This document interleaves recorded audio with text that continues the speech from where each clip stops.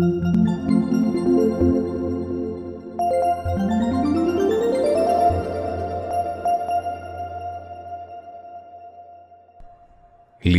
и грозјето. Си беше еднаш една лисица со прекрасна црвена опашка. Таа сакаше да јаде се и сешто. И обожаваше не само зајаци и кокошки, туку и овошје. Особено сакаше грозје.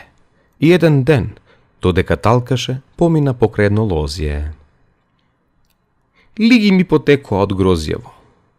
Мислам дека ќе се онесвестам ако не си каснам од него, си помисли кога ги виде редиците лозници на кои висеа сочни гроздови и црно грозје. До пред малку таа не беше гладна, но сега беше. Лисицата оптимистички се истегна кон најзрелите гроздови, но не можеше да досегне ниту еден од нив. Се обиде да подскокнува на задните нозе, но и тоа не беше доволно. Потоа таа се залета и скокна. Ништо. Гроздовите и натаму беа превисоко за неа. Една врана ја гледаше целата случка и почна да се подбива со лисицата.